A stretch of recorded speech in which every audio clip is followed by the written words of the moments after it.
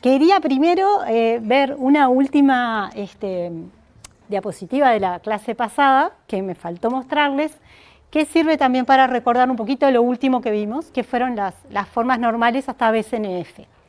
Y esta diapositiva lo que nos muestra es cómo cada forma normal es más restrictiva que la anterior. Entonces, si lo vemos así, decimos, bueno, tenemos el universo de los esquemas relacionales, que dijimos que para estar en el modelo relacional tienen que estar en primera forma normal, ¿no? Entonces, ese sería el conjunto de todos los esquemas del modelo relacional que están en primera forma normal. De esos, solo algunos cumplirían las condiciones para estar en segunda forma normal, ¿sí? ¿Se acuerdan? Y ya nos sirve de repaso. Para estar en segunda forma normal, lo que había que mirar era las dependencias parciales de clave.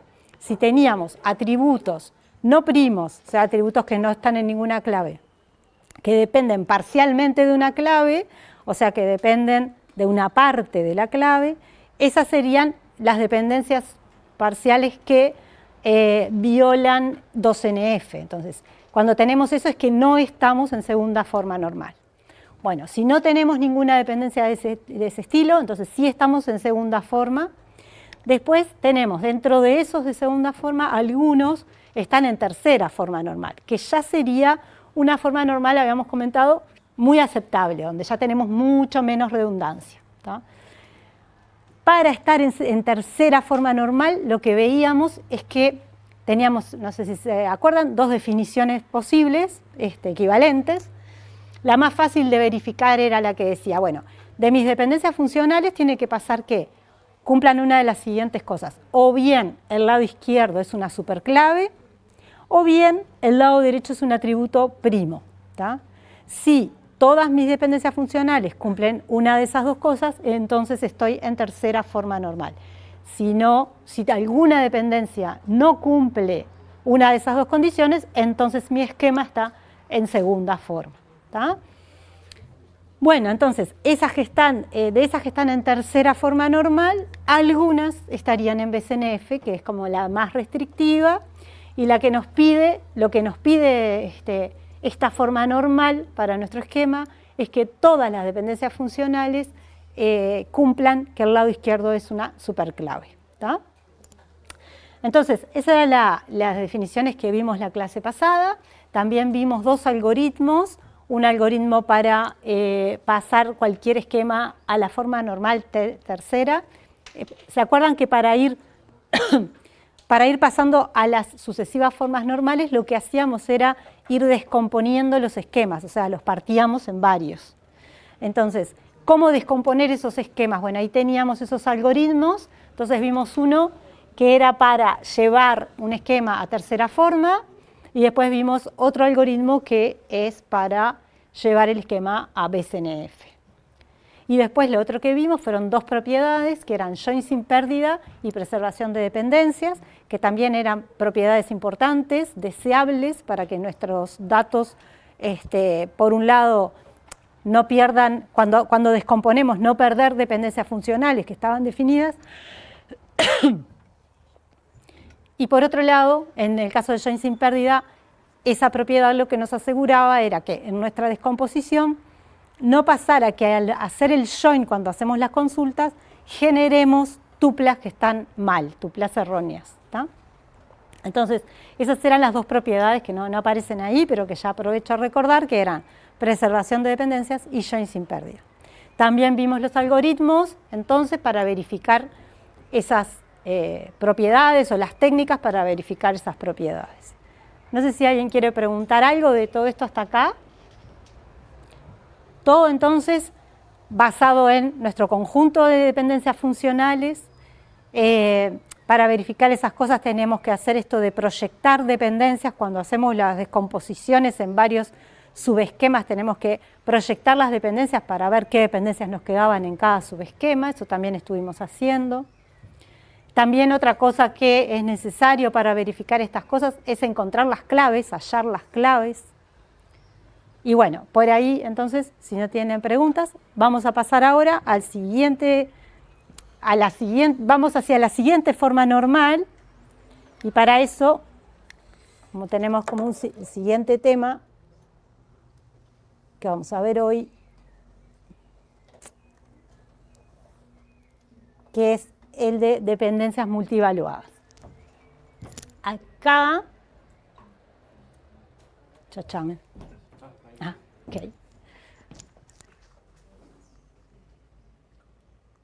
Ahí está. Acá, entonces, para poder dar ese pasito más, que es ir hacia la forma normal, que es la cuarta forma normal, tenemos que definir una nueva dependencia, que no es las dependencias funcionales, sino que se llama dependencia multievaluada, que también, o sea, también estamos yendo hacia minimizar la redundancia de los datos, ¿tá? Entonces, primero vamos a definir las dependencias multievaluadas, vamos a estudiar cómo son, a ver las reglas de inferencia, igual que hicimos con las dependencias funcionales. Luego vamos a definir la cuarta forma normal. Nuevamente ver el tema del join sin pérdida y luego el algoritmo de descomposición, que es para ir a 4NF con join sin pérdida, ¿tá? Bueno, estas dependencias hay que tratar de entenderlas bien conceptualmente. Una vez que uno logra conceptualizarlas bien, se pueden aplicar, pero es muy importante eso, porque si no lo entendemos bien conceptualmente desde el principio, después resulta difícil aplicar su definición o entender cómo manejarlas, ¿tá? Así que vamos a poner bastante empeño en que se entiendan qué son, ¿tá? Y vamos a usar a partir ya con un caso de estudio para poder entenderlo.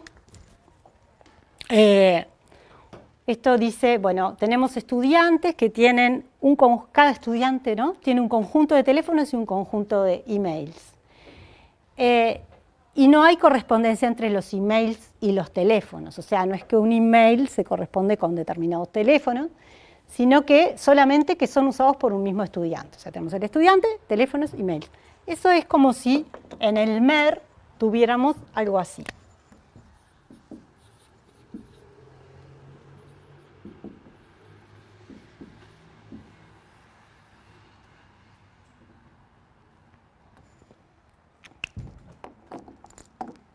La entidad de estudiante, acá tuviéramos, por ejemplo, la cédula, y después tuviéramos un atributo teléfonos y un atributo email. Pero esos atributos, ¿toqué algo? Bueno, esos atributos son multievaluados, ¿no? Entonces yo tengo un estudiante, es identificado por su cédula, pero tiene asociado un conjunto de teléfonos y un conjunto de emails. Y lo que nos dice ahí es que no hay una correspondencia entre ellos, ¿no? Es como lo vemos en el MER, que lo vemos de esta manera. Decimos, por un lado tengo el conjunto de teléfonos, por otro lado tengo el conjunto de mails. Y bueno, lo único que tienen que ver entre sí es que son conjuntos del estudiante, pero no hay una relación entre ellos, ¿tá? Entonces, bueno, ese es el ejemplo que tenemos. Lo que sucede es que acá no estamos en el modelo conceptual, sino que estamos en el modelo relacional. Entonces, alguien hizo un diseño en donde creó la tabla de esta manera. Entonces, en la tabla tenemos la columna estudiante, la columna teléfono y la columna email, ¿ok? Y ahí entonces se generan las tuplas con el estudiante E1, teléfono T1, mail M2, mismo estudiante pero con teléfono T2, mail M2, acá hay otro estudiante con sus teléfonos y sus mails. ¿Ok? Bueno. ¿Qué pasa entonces si viene una persona y quiere resolver esto? Devolver los emails asociados al teléfono T1. O sea, si alguien que no conoce mucho la realidad, como dice ahí, ve la tabla y dice estudiante, teléfonos, mails. Bueno, yo quiero los mails de, que en realidad están asociados en mi tabla al teléfono T1. Que en la realidad serían los mails que están asociados con el estudiante que tiene el teléfono T1. Eso sería un poco lo que quiere consultar esa persona. ¿Está? Entonces, ¿ustedes qué piensan? ¿Tendríamos que darle qué resultado a esa consulta? ¿M1 o M1 y M2?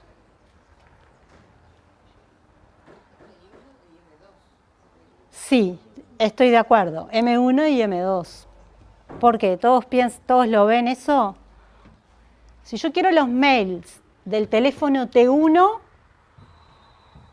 en realidad, ¿por qué le daría, no? Si yo digo, bueno, del teléfono, miremoslo acá, del teléfono T1 quiero los mails que tienen que ver con ese teléfono T1. ¿Por qué le daría uno u otro? En realidad, todos estos están asociados a T1. Y lo mismo al revés, ¿no? Y lo mismo a T2, ¿no?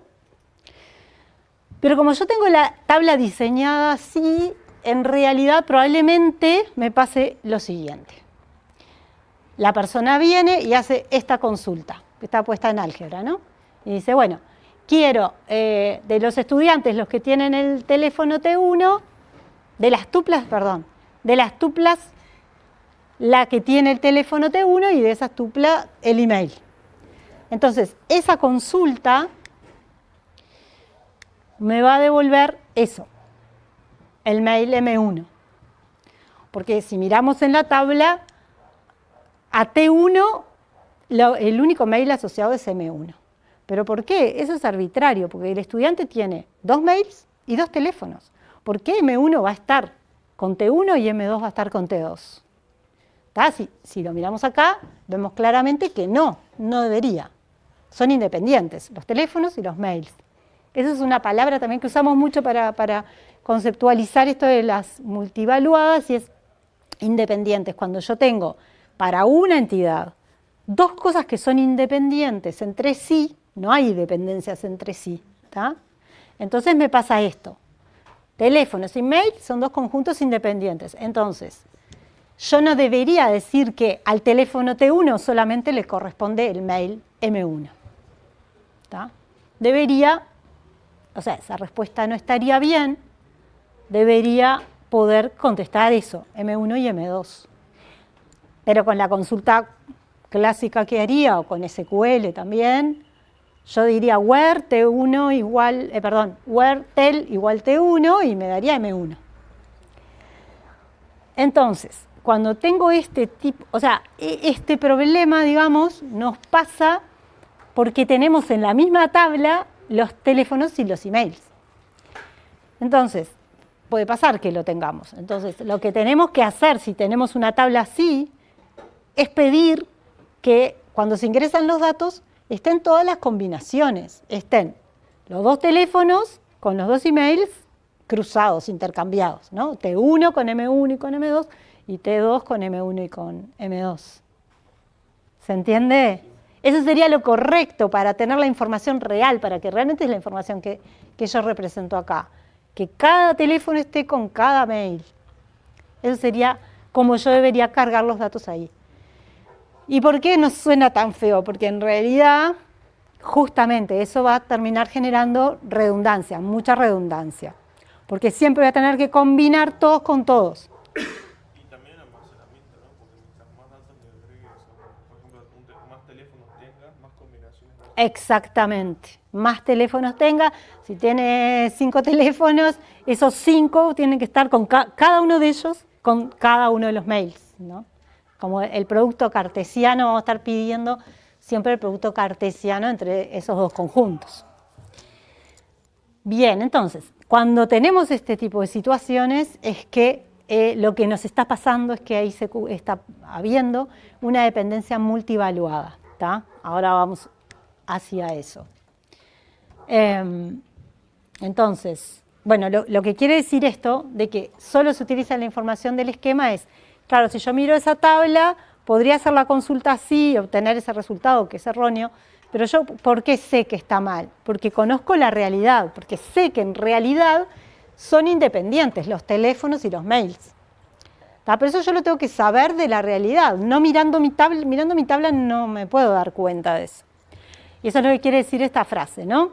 Solo se utiliza la información del esquema, no la realidad. Entonces, acá nos muestra cómo debería ser esa instancia. Y lo que les decía recién, ¿no?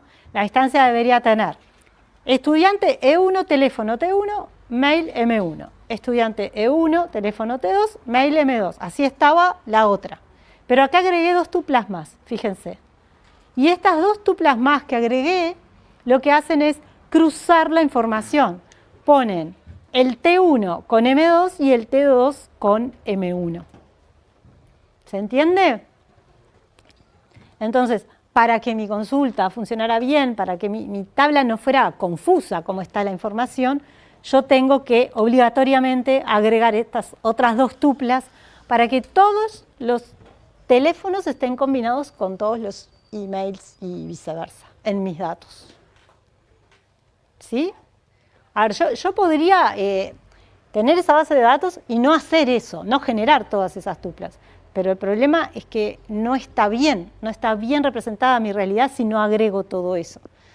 ¿Tá? Porque me está quedando como una dependencia entre el teléfono y el mail, que en la realidad no existe. ¿Tá? Entonces, ahí es que... Sí. ¿Dependencia entre el estudiante y los emails del estudiante? Eso sí. ¿No podrías tipo, como separarlo? Bueno, hacia allá vamos. Vamos a definir la dependencia multivaluada. ¿Tá? Entonces, o sea, como siempre, o sea, tenemos que generalizar el problema. Acá esto lo mostramos con un ejemplo bien simple. El ejemplo puede ser más complejo, yo puedo tener muchos más atributos, muchos más datos. Entonces, con un ejemplo bien simple es para lograr entender la idea y bueno, la idea acá está, tratamos de escribirla intuitivamente también para ayudar a entender.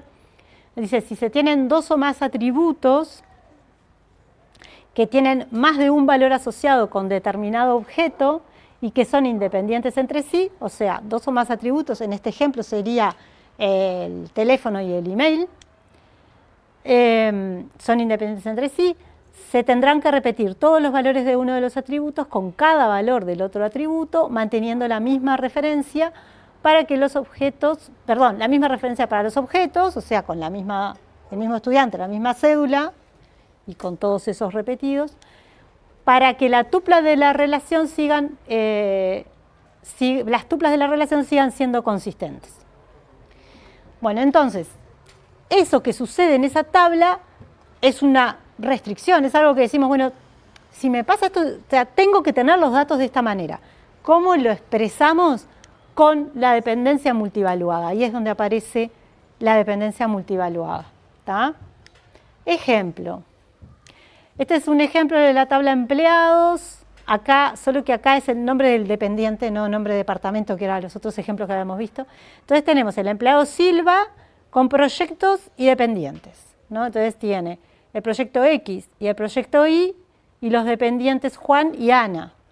Entonces, lo que sucede es que justamente tenemos que tener 2 tuplas más para que Juan y Ana estén combinados, porque son independientes el proyecto y el empleado, digamos, de Silva, ¿no? O sea, Silva tiene, por un lado dice, yo trabajo en estos proyectos que son X e Y, y por otro lado dice, yo tengo estos empleados que son Juan y Ana. ¿Tá? Entonces, eso en la tabla tienen que estar combinados. Bueno, y es lo mismo entonces que venimos diciendo en el ejemplo anterior.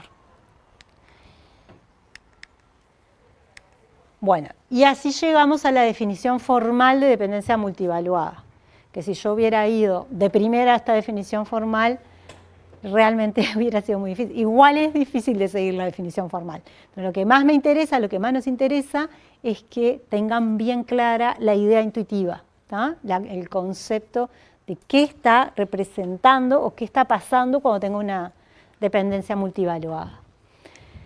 Entonces, la definición formal dice, bueno, si tengo una dependencia multivaluada, fíjense, esa es la notación, o sea que lo escribimos como así. X es una flecha doble, ¿tá? Y decimos, X multidetermina,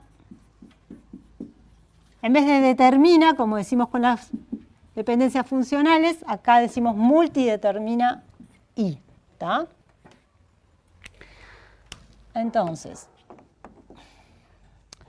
decimos, una dependencia multivaluada X multidetermina Y, especificada sobre el esquema relación R, en donde X e Y son subconjuntos de R, especifica la siguiente restricción sobre cualquier instancia, ¿no?, de R. Y acá está la restricción.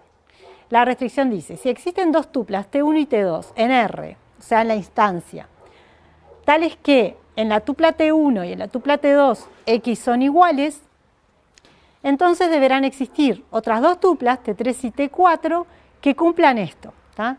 ¿Y esto qué es? Que en X también valen lo mismo y que acá lo que se muestra es que se cruzan los valores con el resto, y lo mejor que para que vean esto va a ser mostrarles acá, ¿no? Tenemos R, es la relación que tiene los atributos X, Y y Z. Esos son conjuntos de atributos. ¿No? Eso es R. Me están definiendo allá esto, X multidetermina Y. ¿Y cómo lo definen? Bueno, me dicen, tengo X, tengo Y y tengo Z, porque Z es el resto de los atributos. Vieron que ahí hablamos de R menos XY. Acá yo le estoy llamando Z a eso. Vamos a poner solamente para escribir menos, ¿no? Esto es R menos XY. Siempre estamos hablando de conjuntos de atributos. O sea, el resto de los atributos de R es R menos XY. Yo le llamé Z. ¿Ok? Entonces, lo que dice mi definición es, vamos a poner tupla T1, tupla T2, T3 y T4.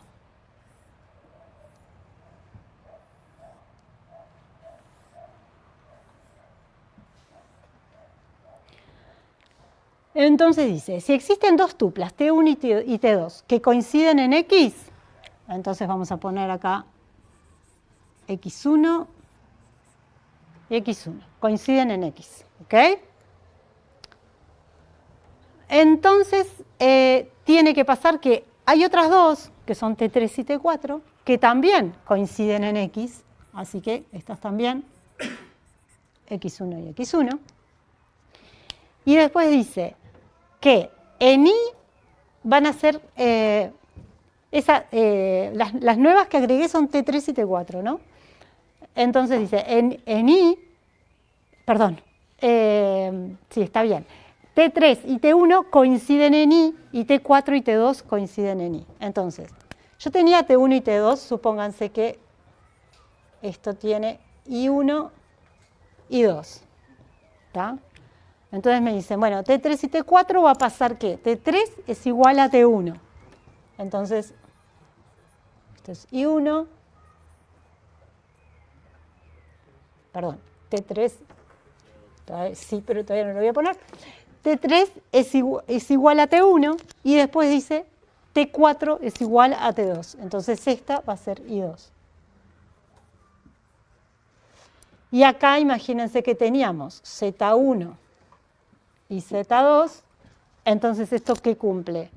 Bueno, T3 en Z, que es R menos XY, va a coincidir con T2. Entonces esta va a ser Z2. Y después dice que T4 va a coincidir con T1 en Z. Entonces, esa definición lo que está haciendo es simplemente decir formalmente lo que vimos antes, ¿tá? Que era, yo tengo estas dos, si tengo estas dos tuplas, T1 y T2, ¿tá? Tengo T1 y T2, entonces tengo que tener T3 y T4, que ¿qué hacen? Combinan al revés lo que tengo acá. Y uno estaba con Z1, acá Y1 va a estar con Z2. Y I2 estaba con Z2, acá I2 va a quedar con Z1. ¿Tá? Esa es la definición entonces de, bueno, cuando se cumple una dependencia multivaluada, entonces pasa esto. Y ahí está dicho formalmente, ¿tá? Genera en forma genérica, ¿no? Siendo X, Y y Z conjuntos de atributos, porque podrían ser varios. En nuestro ejemplo que vimos hoy, de la cédula, el teléfono y el email, X y Z serían atributos, ¿no? Sería cédula, teléfono, email. ¿Tá? Pero esto se puede generalizar a varios atributos. Entonces, que X multidetermina Y significa esto que está acá, ¿tá? Que está dicho ahí. ¿Se entiende? O sea que en nuestro ejemplo de hoy, lo que diríamos es que CI multidetermina teléfono. O podríamos haber dicho CI multidetermina mail, cualquiera de las dos cosas. Porque lo digo con uno y después me genera el cruzamiento con el resto de los atributos. ¿Está? Bueno, entonces, en el ejemplo que veíamos recién en la diapositiva, podemos decir que, ¿se acuerdan el de recién, que era el empleado? Nombre E con nombre PR y nombre D, lo que decimos es que se cumple. Nombre E multidetermina nombre PR y también se cumple que nombre E multidetermina nombre D. ¿Está? O sea, yo puedo decir que se cumplen las dos, pero alcanza con que diga una, porque eso ya me genera la condición hacia el resto de los atributos. ¿Está? Esta es como la dependencia, es la parte, les podría decir, como el tema más odiado de diseño relacional, multivaluados. Entonces yo tengo que tratar de que no lo odien tanto. Y para eso es muy importante eso que decía hoy, entender bien con los ejemplos y tratar cuando de repente uno se marea un poco con determinado caso, ir siempre al ejemplo más básico, más simple. Volver al ejemplo más simple para verlo ahí y después eso llevarlo al ejemplo que uno tenga, que puede ser un poco más complejo. ¿Tá? Pero siempre tomen como referencia, es más, yo creo que es bastante útil pensar en el MER, ¿tá? Y pensar en la entidad con los atributos multivaluados y eso ayuda a identificar lo que está pasando en ese caso. ¿Tá? ¿Qué más les iba a decir? Bueno, esto, ahí está. Hay una particularidad muy importante de las dependencias multivaluadas, que a diferencia de las dependencias funcionales, su definición me involucran a toda la tabla. Me involucra a toda la tabla su definición. ¿Por qué? Porque fíjense que yo ahí, si miramos acá, ¿no? La definición, estoy diciendo cosas sobre X, estoy diciendo cosas sobre Y, pero también estoy diciendo cosas sobre los otros atributos, que es R menos XY, en este caso Z, ¿no? Lo que yo le llamé Z. La definición de una multivaluada no solo me dice cosas sobre X y sobre Y, también me está diciendo cosas sobre los otros atributos. Mientras que en el caso de dependencias funcionales no me pasaba eso. ¿Tá? Las dependencias funcionales, cuando yo digo A determina B, si la tabla además tiene C, E, D, no me influye. A determina B, se cumple o no se cumple, y no importa el resto de los atributos de la tabla. ¿Tá? Sin embargo, acá, si yo digo X multidetermina Y, mi definición me está restringiendo o diciendo cosas sobre todos los atributos de mi tabla, porque me está diciendo, bueno, X multidetermina Y, entonces los Y y los Z se van a tener que cruzar todos. Eso es lo que me está diciendo. Entonces, ¿se ve esa diferencia con las funcionales? Sí, a mí me queda una duda de si es una dependencia multivaluada, entonces tengo que hacer eso. Por ahora es identificarla, todavía no vimos qué hacemos con eso. Pero la identifico mirando una tabla que parezca todo esto.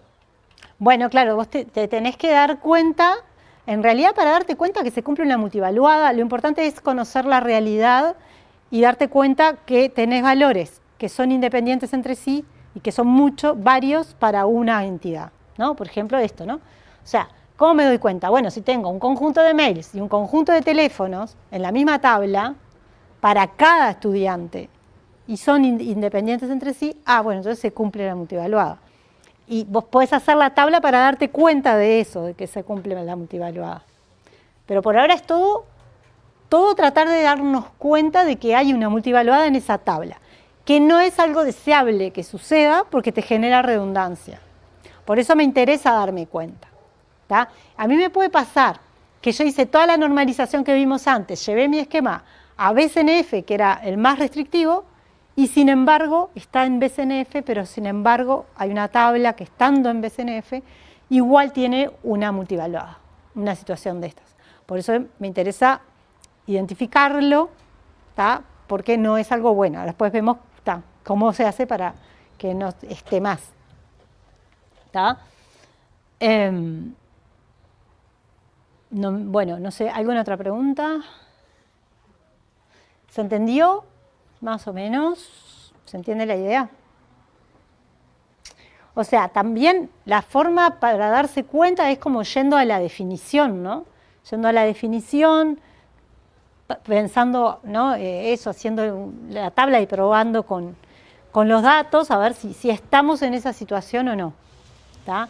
Y un poco también la palabra clave es lo que les decía hoy de independiente. Si yo veo que hay cosas que son independientes entre sí, es como que ahí se me tendría que prender un poco la alarma de, bueno, acá capaz que puede haber una multivaluada.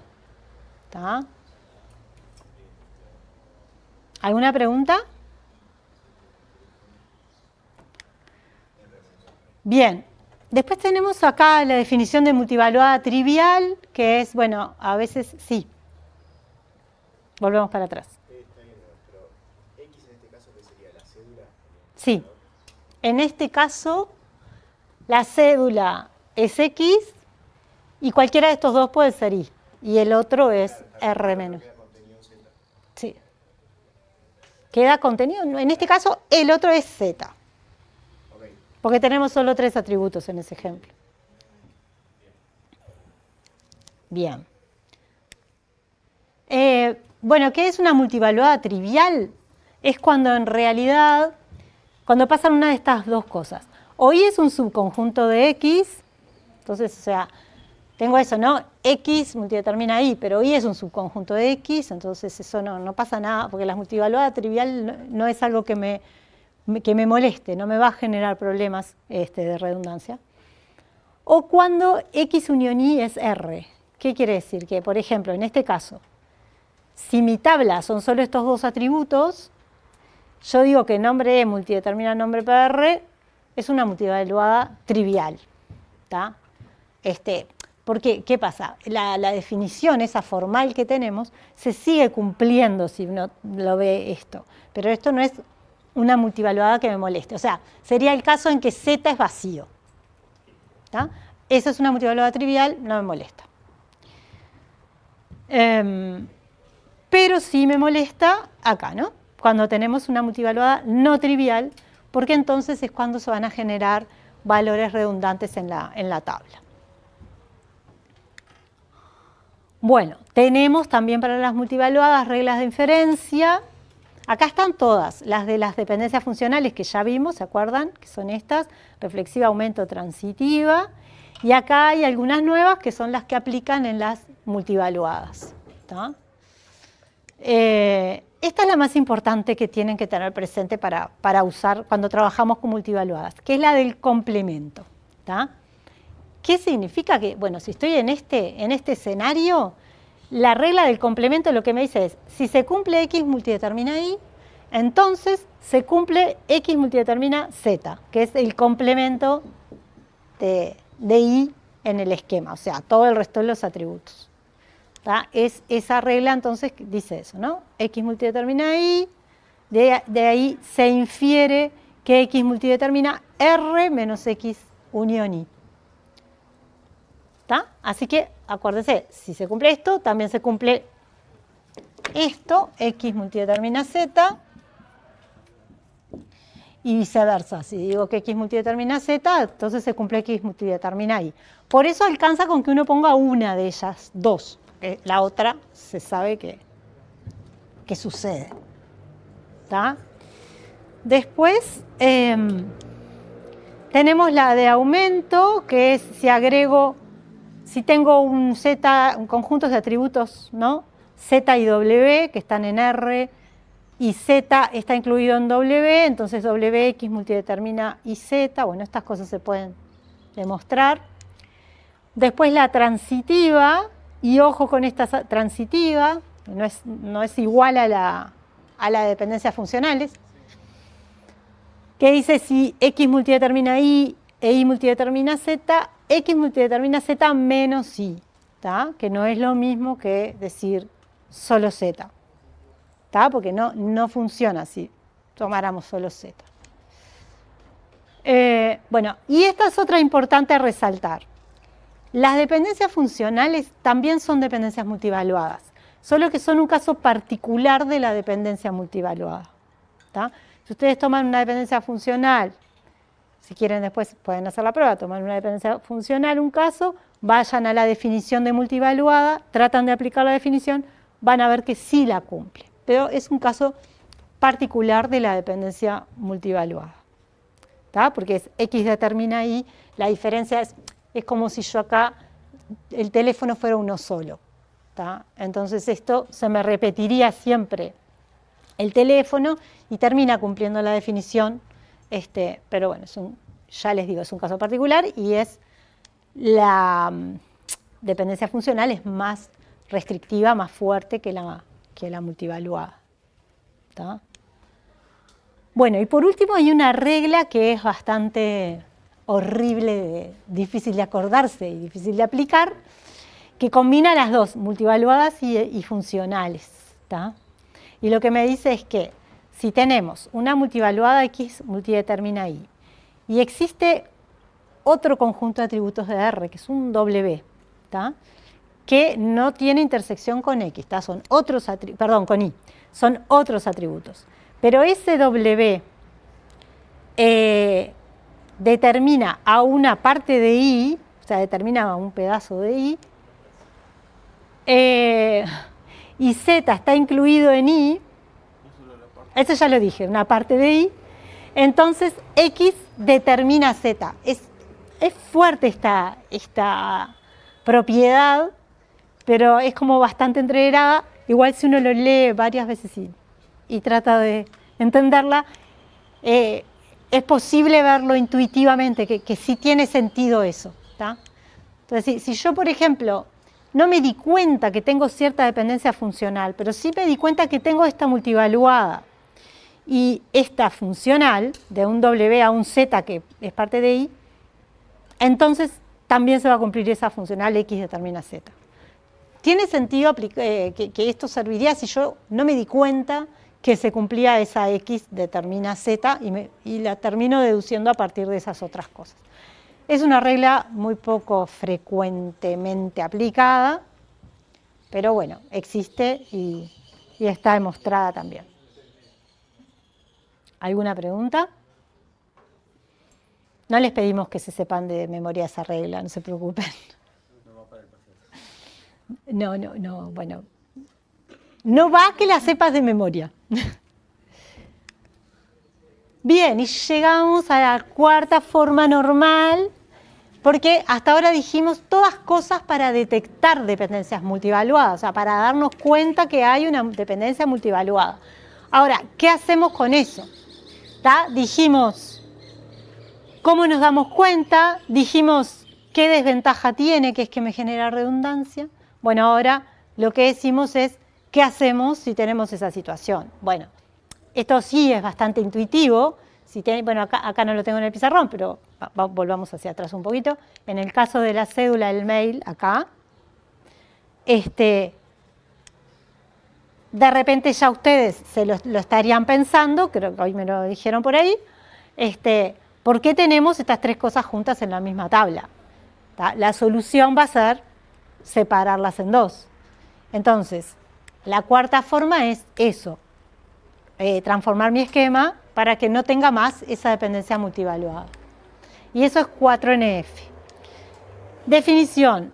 Un esquema R está en 4NF respecto a un conjunto de dependencias F si para cada dependencia multivaluada no trivial, ahora lo que tenemos que mirar son las multivaluadas solamente, que sea de la forma X multidetermina Y, que se cumpla en F+, X es una superclave de R.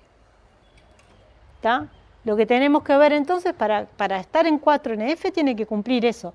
Todas mis multivaluadas, si yo tengo multivaluadas en mi esquema no triviales, tienen que cumplir que de mi lado izquierdo sea superclave. Si pasa eso, entonces estoy en cuarta forma. Si no pasa eso, tengo que ir hacia algo que cumpla eso. Entonces vamos a ver estos dos ejemplitos. Ejemplo de la parte A es el que vimos hoy. ¿Se acuerdan? Teníamos el nombre empleado, nombre proyecto y nombre dependiente, que eran los empleados de este empleado. Entonces acá la clave de esa tabla son los 3 atributos. ¿Está?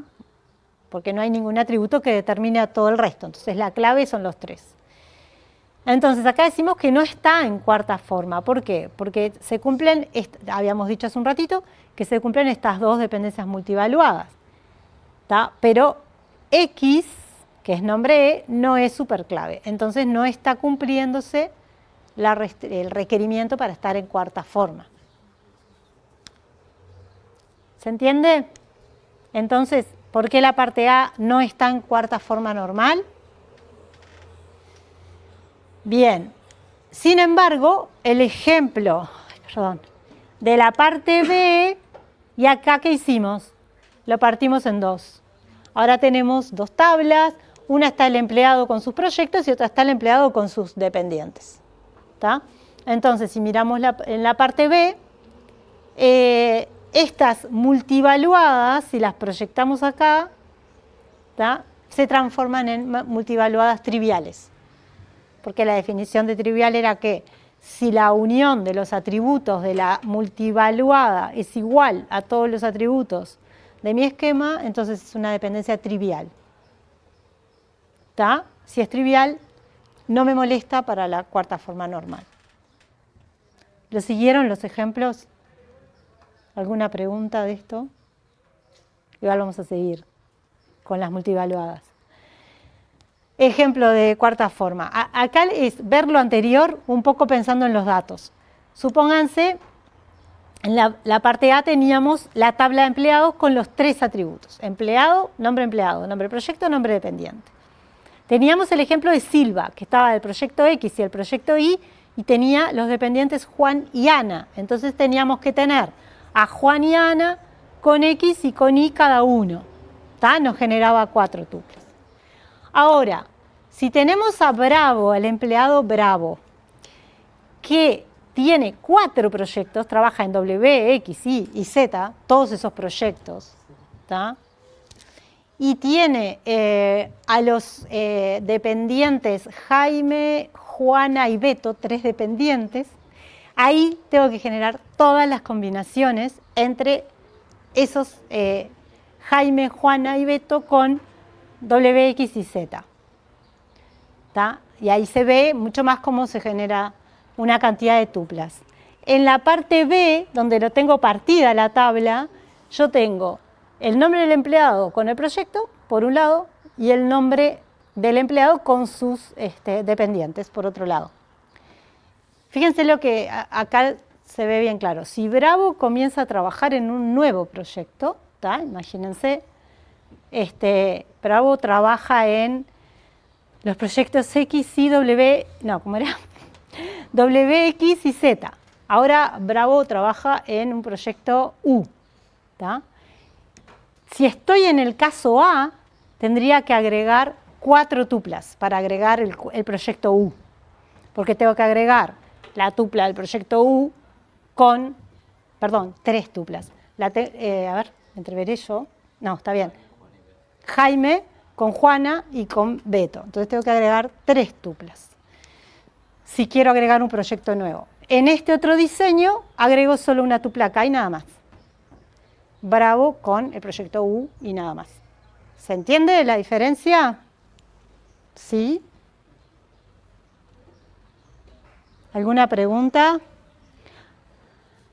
Acá, entonces, es donde ustedes pueden ver bien, ¿no? Este es el ejemplo de algo que está, que tiene la multivaluada, que es en esta tabla, donde se ve toda esa redundancia, versus caso B, donde, en el caso A no está en cuarta forma normal, caso B, donde tengo dos tablas por separado, ahora sí estoy en cuarta forma normal y ahora no tengo la redundancia que tengo en el otro caso. Miren que la redundancia a veces uno no la ve tanto porque son ejemplitos muy chiquititos con muy poquitos datos.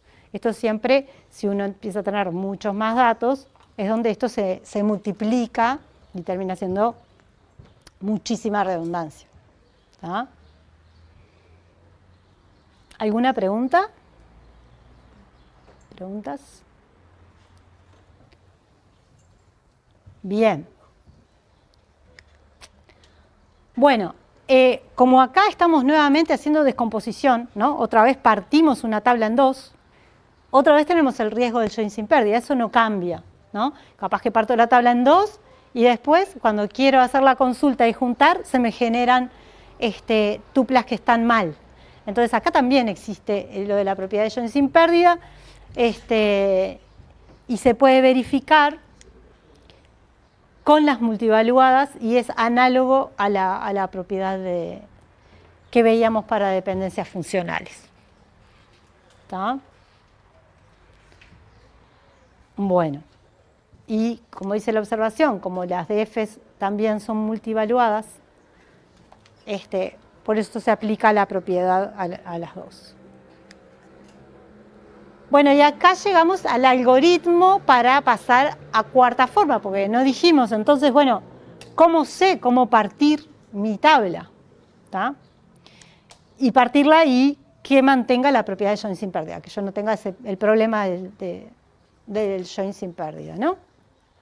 Bueno, entonces, este algoritmo es igual al algoritmo para BCNF, por suerte. Una vez que entiendan el de BCNF, es análogo totalmente solo que acá lo que hay que mirar son las multivaluadas. En el de BCNF nos fijábamos las dependencias que no cumplían la definición de BCNF, que era el lado izquierdo es una superclave, las dependencias, mirábamos las funcionales. Y íbamos partiendo las tablas, ¿tá? Según esas dependencias. Eso nos dice el algoritmo para BCNF. Este algoritmo es análogo, pero lo que vamos a buscar son las multivaluadas.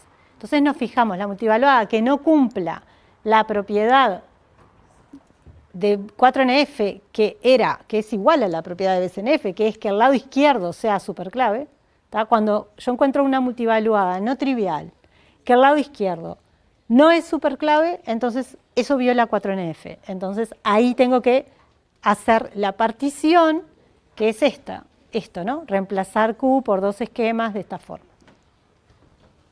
¿Tá? Así que, digo nuevamente, es igual a la descomposición en BCNF, pero miro las multivaluadas. Entonces, si yo vengo normalizando, ¿no? Y llegué con mi esquema a que está en BCNF, tengo mi esquema en BCNF, tal vez alguno de mis subesquemas tenga todavía un problema y es que tenga una multivaluada ahí. Entonces, tomo ese subesquema que tiene la multivaluada y ahí aplicaría este algoritmo. ¿Tá? Mirando las multivaluadas que tenga allí, voy a hacer un paso más, o dos, o lo que sea necesario, para llevar a 4NF. ¿Tá? Y ahí sí llegué a la máxima descomposición posible. Bueno, hasta acá, ¿alguien tiene alguna pregunta? ¿Quieran ver algo de nuevo? ¿No hay preguntas? Bien. Ahora vamos a definir una última cosa que son las multivaluadas embebidas. ¿Tá? Que es lo mismo, no se asusten, no es una nueva cosa, es la misma idea de multivaluada, pero es embebida, significa que va a ser una multivaluada que solo abarca algunos atributos de la tabla. Vieron que hoy decíamos, cuando yo defino una multivaluada me involucra todo lo de la tabla. Bueno, ahora vamos a ver que yo tengo una forma de decir, esta es una multivaluada pero que involucra solo esta porción de la tabla. ¿Tá? Que a veces está bueno porque si mi tabla tiene muchos atributos es muy difícil definir la multivaluada ahí. Capaz que lo que nos interesa se ve claramente solo con algunos y ahí es que definimos la embebida. ¿Tá? Entonces vamos a verlo con un ejemplo para que se entienda.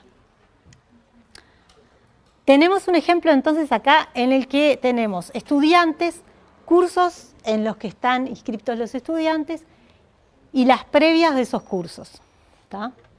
Pero además en mi tabla tengo el año en que el estudiante aprobó la previa.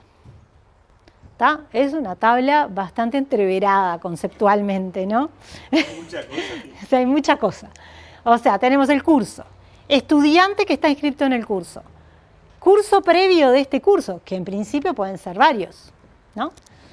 Y año de aprobación de la previa por parte del estudiante. ¿Tá? Porque si el estudiante está inscrito en el curso es porque aprobó esas previas. Bueno, entonces guardamos también el año en que aprobó cada previa. ¿Tá? Hay como mucha cosa distinta en esa tabla. Entonces, primero, dependencia funcional que se cumple acá. Esta es la dependencia funcional que se cumple, que es que el estudiante y el curso previo determina el año en que lo aprobó. ¿Tá? Eso está claro. Si yo tengo un estudiante y un curso, en este caso el curso previo, esos dos datos determinan el año en que aprobó, porque puede ser uno solo.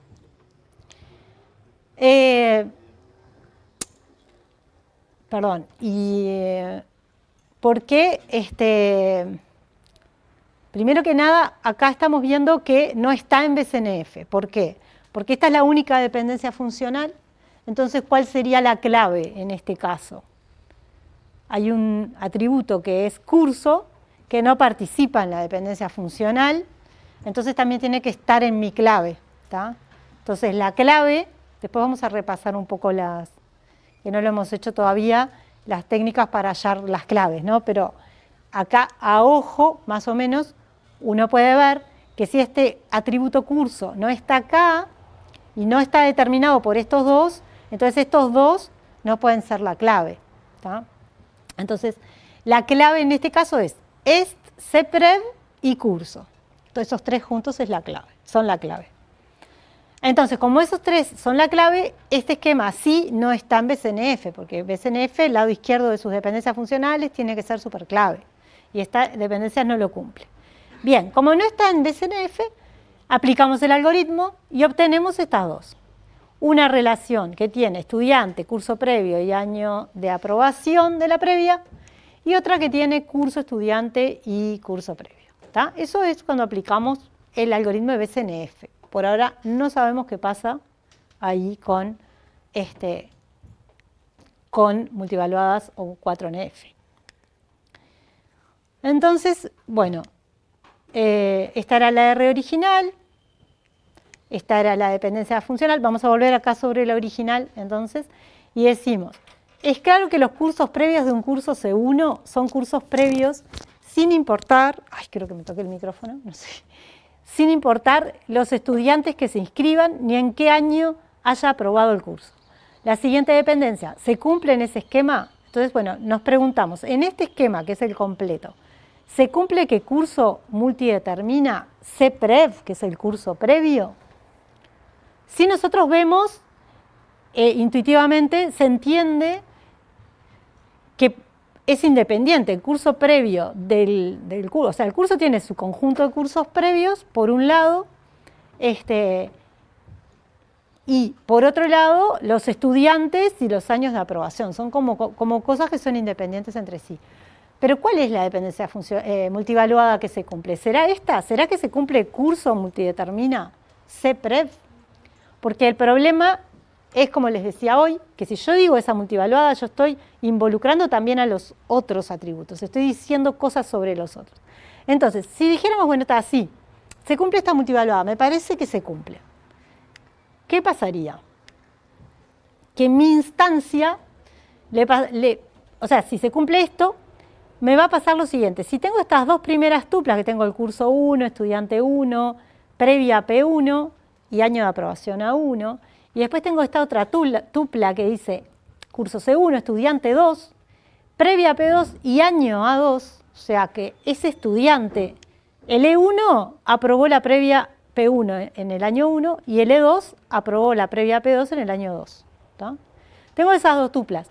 Si se cumple esta dependencia multivaluada, entonces tienen que haber otras dos tuplas donde se combinan el curso previo, CPREV, con los otros atributos juntos, estudiante de año de aprobación.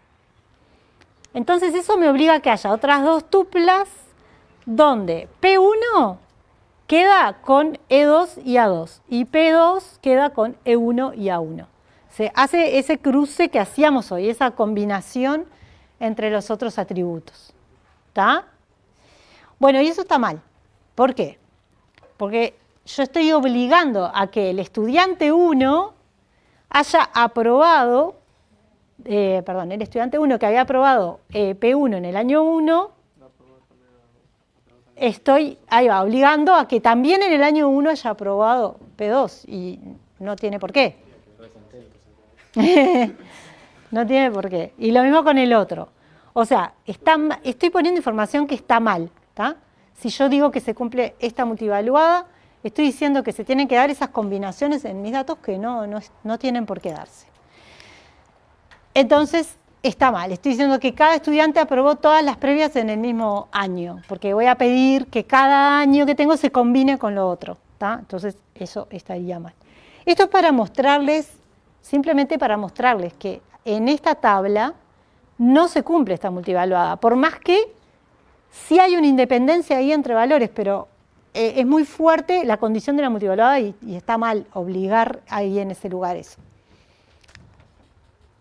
Entonces, sin embargo, como dice ahí, cuando cambiamos el esquema, ¿se acuerdan que hoy, vuelvo para atrás, habíamos hecho esta descomposición en R1 y R2?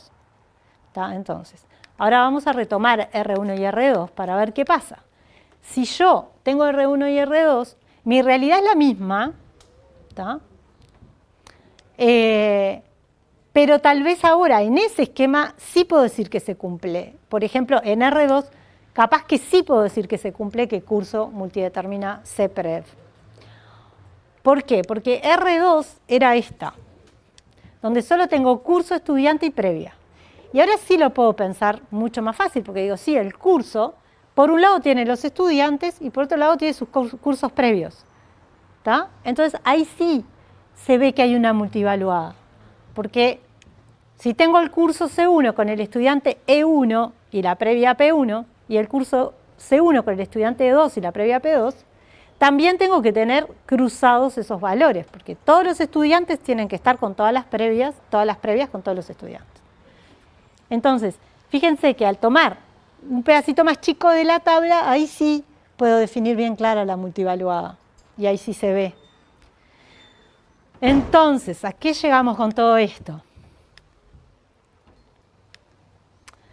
A las multivaluadas embebidas. Cuando yo veo que sucede algo, una multivaluada, pero no se cumple si tomo toda la tabla, se cumple en un pedazo de la tabla, entonces es que la puedo definir como embebida. Entonces digo, bueno, en R, que tenía todos estos atributos, yo lo que sé es que se cumple esto, curso con curso previo y estudiante.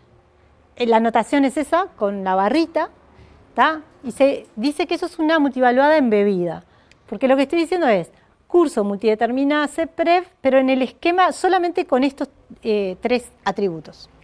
Es en un pedazo del esquema.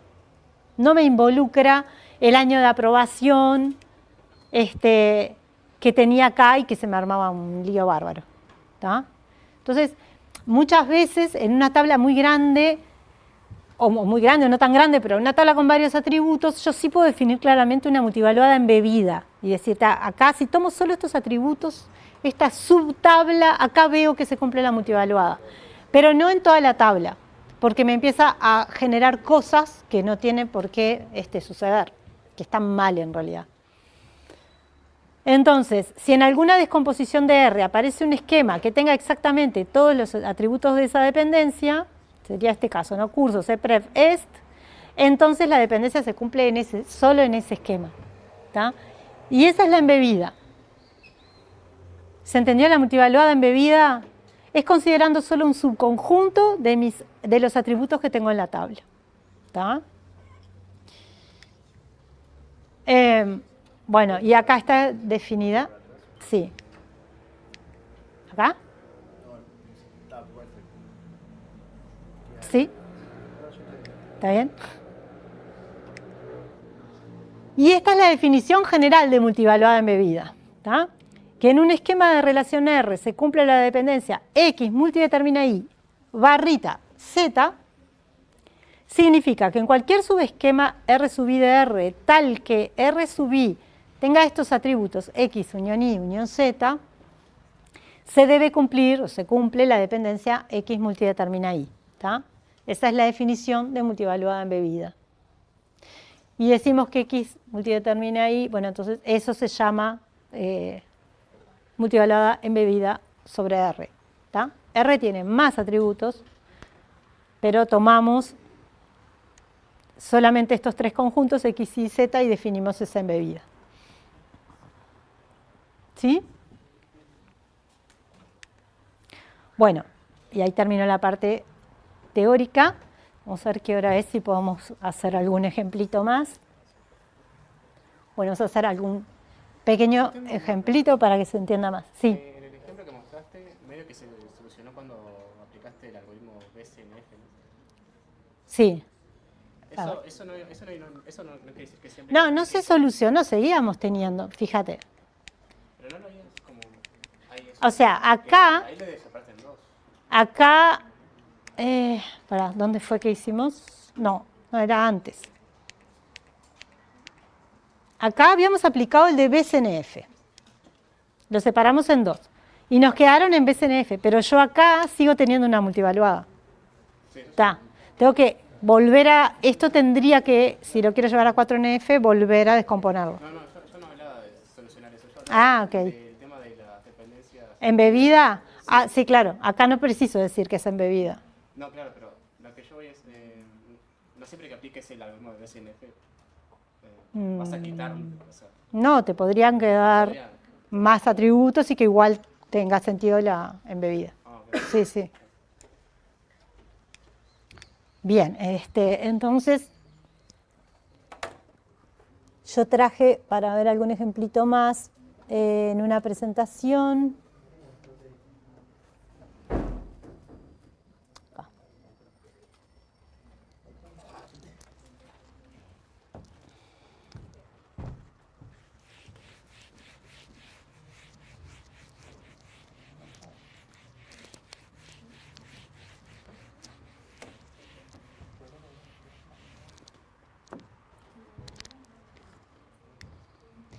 Bueno, acá tomé un ejercicio del examen de julio de 2021, que me pareció interesante.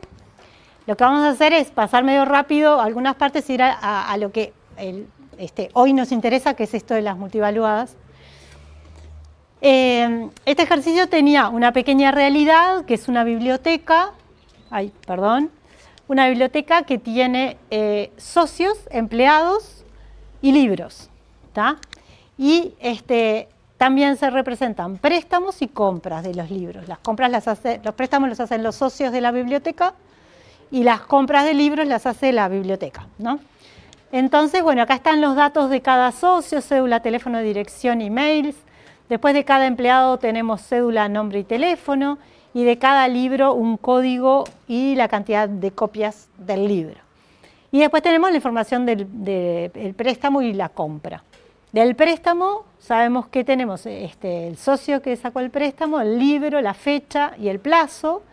Y de la compra tenemos el libro, el empleado que realizó la compra, la fecha de la compra y la cantidad comprada.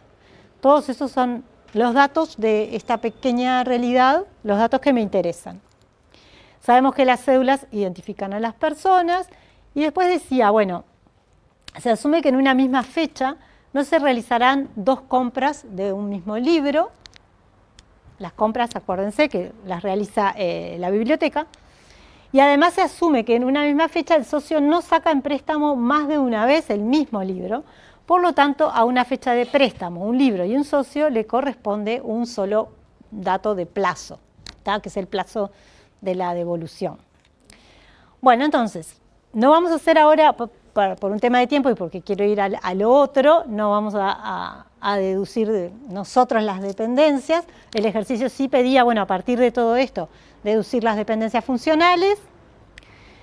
Entonces, bueno, yo ya las traje prontas.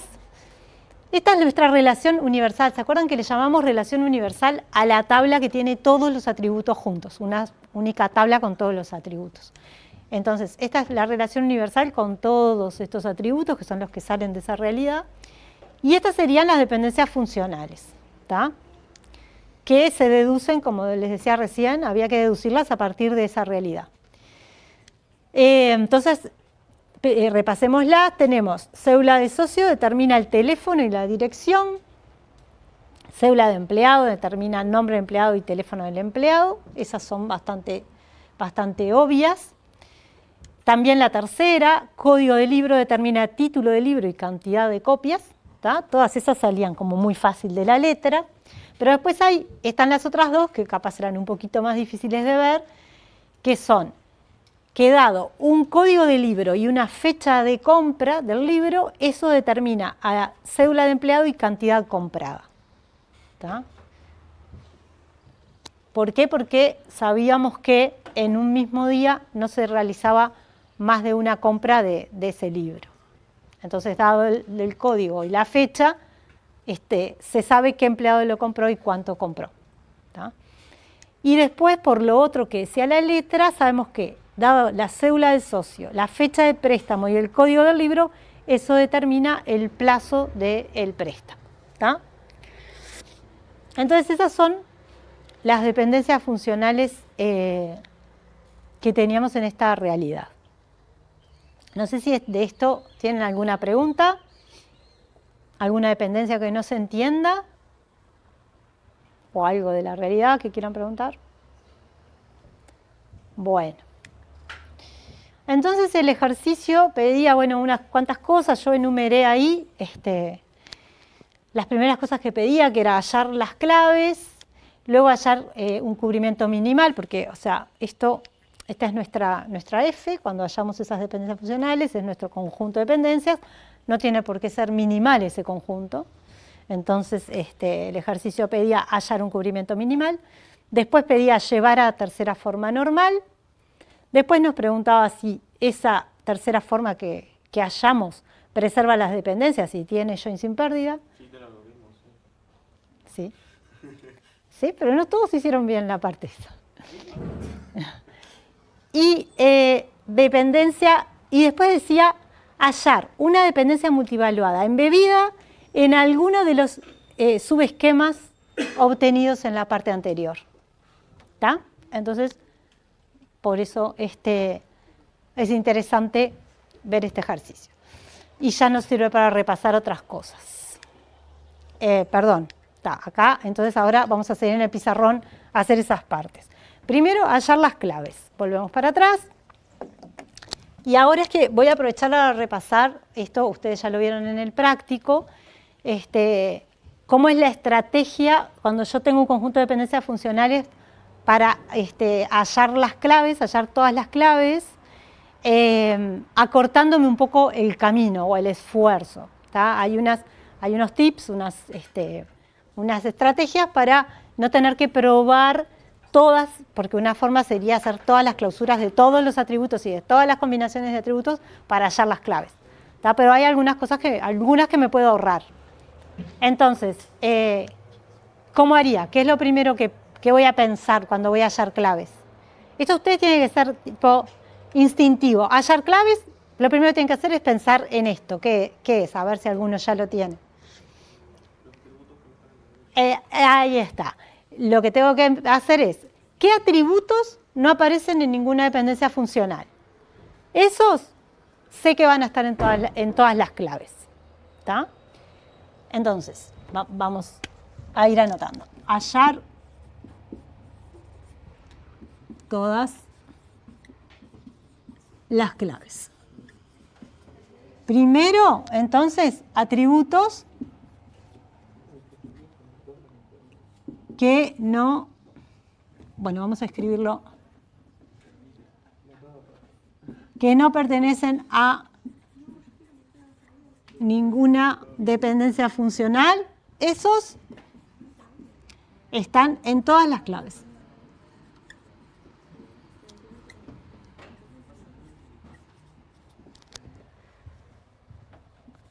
Segunda cosa que me fijo, ¿qué sería? Todavía no buscamos, pero para escribir esos pasitos que hacemos. Primero los que no están en ninguna dependencia. ¿Qué otros atributos sabemos que tienen que estar en todas las claves? Parecido a eso. Los que nunca están a la derecha en una dependencia funcional. O sea, los que no están a la derecha de ninguna dependencia funcional. Entonces, eso es lo siguiente que me fijo. Atributos que no...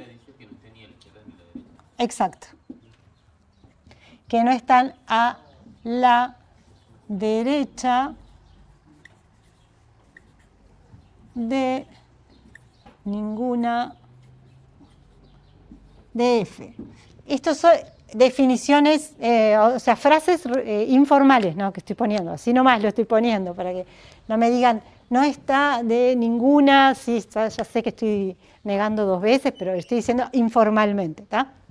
Entonces, busco los atributos que nunca aparecen a la derecha de una dependencia funcional, ¿tá? Estos también, en todas las claves. En todas las claves. Y finalmente tengo otros atributos que son los que sé que no van a estar en ninguna clave. ¿Cuáles serán? Los que no están, los que cumplen. ¿Cuáles no van a estar en ninguna clave? Son los que no están nunca a la izquierda en una dependencia funcional, ¿tá? O sea, ellos no determinan a nadie, entonces nunca van a ser parte de una clave, ¿tá? Entonces, los atributos, por supuesto que antes saqué los que no están en ninguna DF, sin contar esos, ¿no? Atributos que no están a la izquierda de ninguna dependencia funcional, ¿no? Estos vamos a ponerlo mejor así, no pertenecen a ninguna clave o no están en ninguna clave. ¿Está? Entonces, lo primero que tengo que hacer para hallar las claves es mirar hacer estos 3 pasos. Con eso ya descarto una cantidad de verificaciones y de cosas. ¿Está? Entonces, bueno, vamos en este caso a controlar, a verificar estas cosas. ¿Hay algún atributo, fíjense en la relación universal, ¿hay algún atributo que no esté en ninguna dependencia funcional? A ver si lo ven ahí. Dirección está en la primera. El mail, exacto. Email, y ese es el único atributo que no está en ninguna dependencia. Entonces ya sé que acá aparece email. Así que ya sé que cualquier clave que yo vaya a tener va a tener al email. ¿Tá? Bien. Después, ¿hay algún atributo que no esté a la derecha de ninguna dependencia funcional? Miramos ahí. Cédula socio. Ese también va a estar en todas las claves. Codlibro.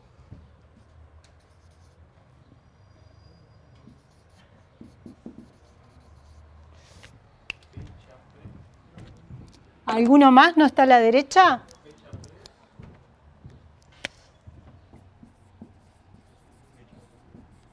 Fecha pres y fecha, ¿cómo es? Comp.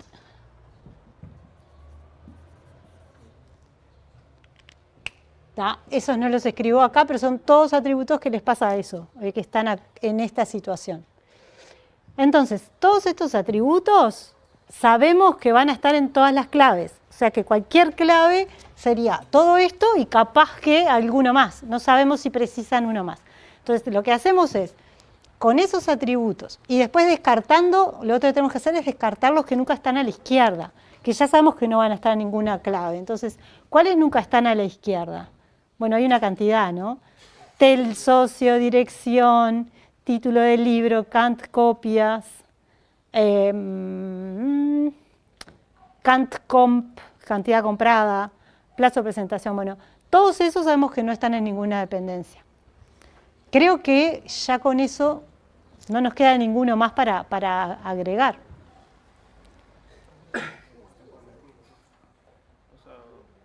Plazo de presentación.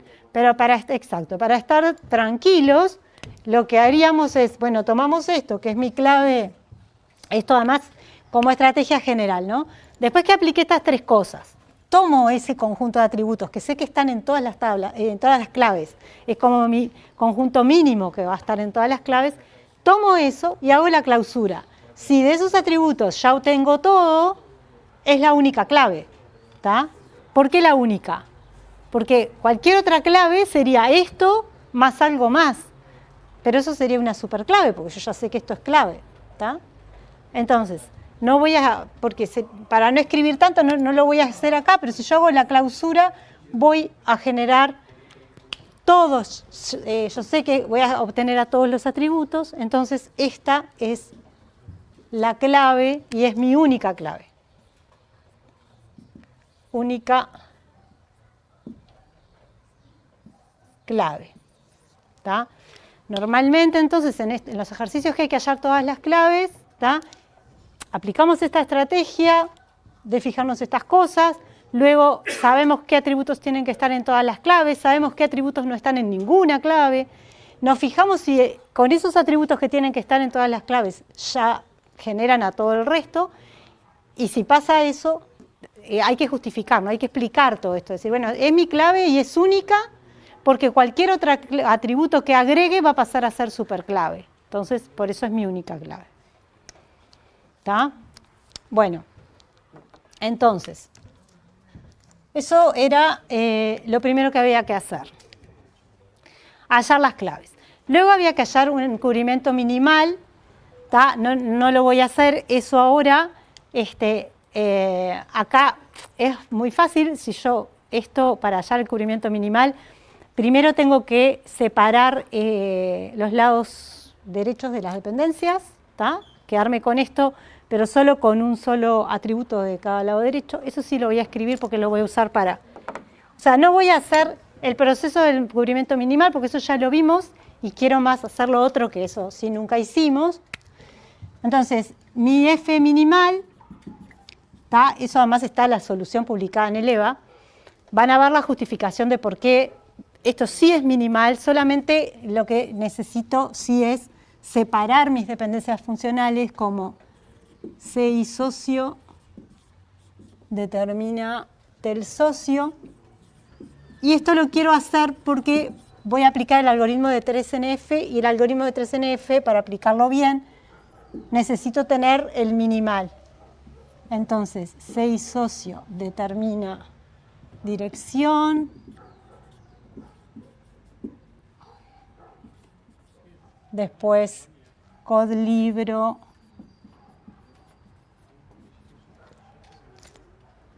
No, C y emp. Uy.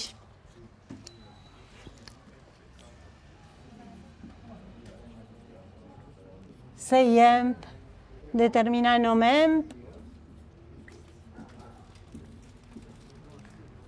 C y emp determina telemp. Cod libro determina tit libro. Esto es aburridísimo, pero lo tengo que escribir para poder mostrarles cómo aplicamos el algoritmo. Cod libro determina cant copias.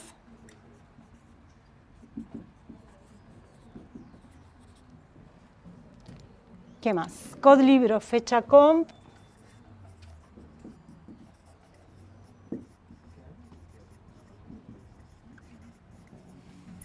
Determina CIEMP cant comp. No, CIEMP. Ay, sí. Codlibro, fecha comp, cant comp. Y se me gasta el marcador. Y en la última, CISocio, fecha pres y codlibro determinan a plazo préstamo. Bueno, esta es el conjunto de dependencias funcionales, el cubrimiento minimal, ¿tá? O sea, no es solo hacer esta separación que hice yo, como recordarán, también hay que demostrar, hay que probar que no tenga atributos redundantes a la izquierda y que no tenga dependencias redundantes, ¿tá? Supónganse que lo hicimos, o sea, en el examen había que hacerlo, esa verificación, ¿tá? Y sí sucede que este es minimal, ¿tá? Bueno, bien. Luego de hallar el cubrimiento minimal, tenemos que llevar a tercera forma normal. Para llevar a tercera forma normal, lo primero que dice el algoritmo es partir de un cubrimiento minimal. Así que necesitamos usar el cubrimiento minimal, ¿tá? Lo siguiente que dice el algoritmo es tomar en mis dependencias funcionales, ir recorriendo las dependencias y cada vez que encuentro dependencias que tienen igual lado izquierdo, genero un subesquema, ¿tá? Entonces, miro acá, ¿quiénes tienen igual lado izquierdo? Bueno, las dos primeras, ¿no? Entonces, bueno, de mi R voy a generar un R1 que es CISocio, TELSocio, dirección. Ese es mi primer subesquema, ¿tá? Quería hacerlo así porque ustedes pueden, yo no lo puse ahí, pero ustedes pueden mirar en sus diapositivas, donde estaba el algoritmo de 3NF descripto, ¿tá? Irlo siguiendo, esto que vamos a ir haciendo. Después seguimos mirando las dependencias y tengo un R2, tendría que haberlo escrito más acá porque... donde CIEMP se junta con NOMEMP y TELEMP. ¿Tá? Esa es R2. Sigo mirando mis dependencias y tengo estas dos que tienen igual lado izquierdo, codlibro. Entonces, codlibro, titlibro, cant copias.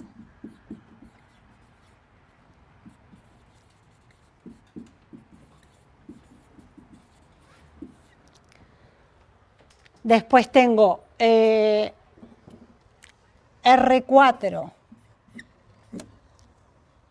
que tiene codlibro, fecha comp,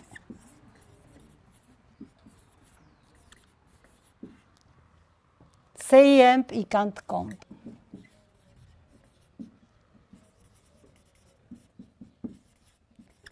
Y después tengo R5, que tiene todos estos atributos. CISocio,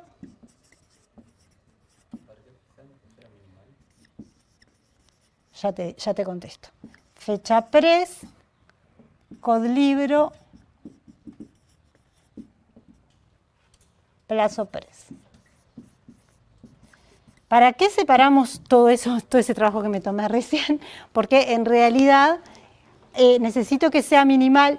Lo primero que tengo que tener es por separado todo esto y después verificar si no me sobran, si no tengo atributos redundantes y dependencias redundantes. Eso es necesario para el algoritmo de 3NF, porque si tuviera cosas redundantes generaría relaciones de más, tablas de más que estarían mal. Entonces, por eso el algoritmo está descrito partiendo de un conjunto de dependencias escrito de esta forma, ¿tá? Y me va diciendo, si miramos los pasos del algoritmo, me dice, bueno, cuando tengo el mismo lado izquierdo genero una relación y así. No terminé el algoritmo, esto es la primera parte del algoritmo. Después dice algo más, dice generar un subesquema más que tenga una clave, ¿tá? Porque nosotros acá teníamos una sola clave, en algunos casos podemos tener varias, ¿tá? El algoritmo lo que me dice es elegir una clave cualquiera y generar un esquema más. Entonces generaríamos el R6 que tiene email, 6 socio. Este paso es fundamental porque este paso es el que me asegura la propiedad de join sin pérdida en mi descomposición, ¿tá? Codlibro, fecha pres,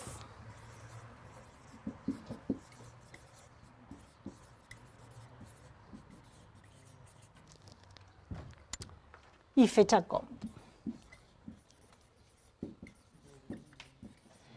Y el último paso del algoritmo me dice verificar que no haya, porque a veces pasa, por cómo uno lo aplica, que me quede incluida una...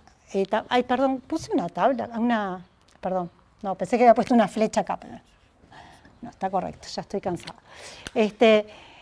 Verificar que no me haya quedado una incluida en otra, ¿no? A veces me queda un subesquema que tiene 2 atributos, que en realidad hay otro que los incluye. Entonces eso sobra, esas se eliminan, ¿tá?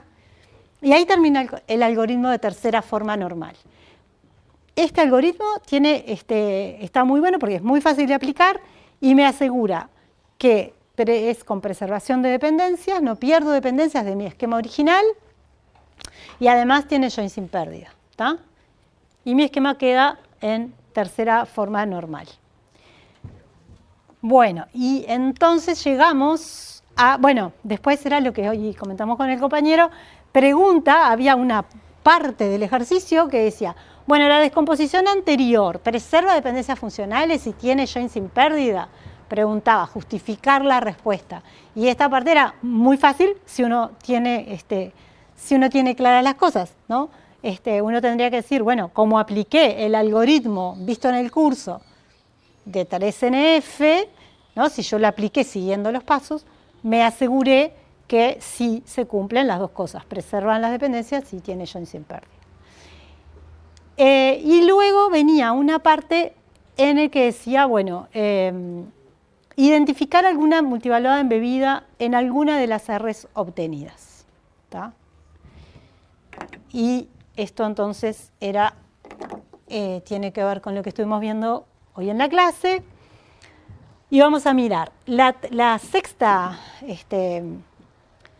todas las otras en realidad, si uno mira, no vería dependencias multivaluadas, pero si miramos las 6, vemos que tenemos email, cédula de socio, código de libro, fecha de préstamo, y fecha de compra del libro. Entonces, ¿qué cosas ahí vemos que pueden ser independientes entre sí? Por ejemplo, porque acá viene esto de, nos pide embebidas, y eso en realidad es una salvación para nosotros, porque sería mucho más difícil dar una multivaluada acá, porque que involucre a todos esos atributos, sería mucho más difícil que identificar una multivaluada embebida.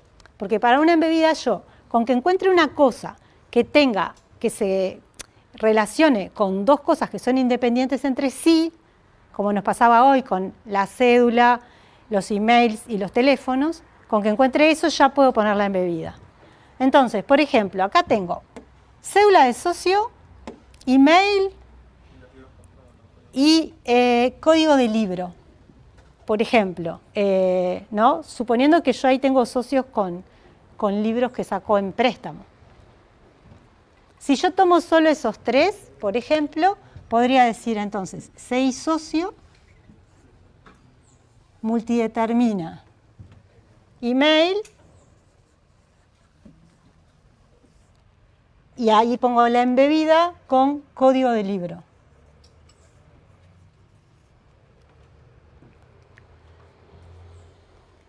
O capaz que, capaz que es más clara para ver, ponerlo con la fecha de préstamo, ¿no? Porque el préstamo es algo que saca el socio. El socio tiene fechas de donde sacó sus préstamos. Entonces, en realidad creo que se va a ver más claro poner fecha préstamo, ¿no? Entonces decir, bueno, esta multivaluada embebida, por ejemplo, se cumpliría. Si yo tomo solo esos 3 atributos, yo digo, el socio tiene varios emails y el socio tiene varias fechas de préstamos, donde él sacó préstamos. Pero los mails y las fechas de préstamo son cosas totalmente independientes entre sí. Entonces, si yo me imaginara una tabla solo con estos 3 atributos, estaría bien pedir que email y fecha de préstamo se combinaran todos entre sí. ¿Está? Entonces, esa sería una multivaluada embebida que se cumple en R6. No es la única, se pueden ver otras.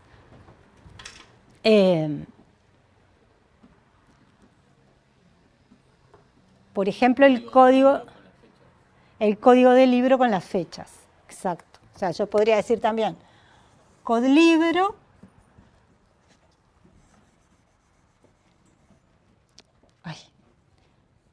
codlibro multidetermina fecha préstamo y fecha compra.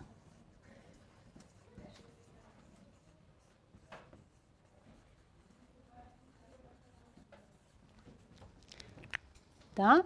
Entonces, acuérdense eso, ¿no? Cuando yo digo la embebida, la multivaluada embebida, lo que estoy tomando, y me imagino la tabla solo con esos 3 atributos, y si cumple la definición que vimos hoy de multivaluada, donde tengo que combinar los valores. ¿Sí? ¿Alguna pregunta de esto?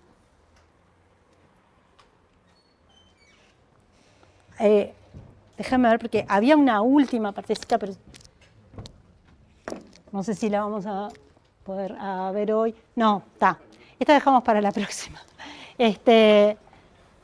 Había una última parte de este ejercicio, o la pueden ver ustedes y cualquier cosa preguntan. ¿Preguntas? Bueno, el jueves no hay clase, ¿está? Así que nos vemos el martes.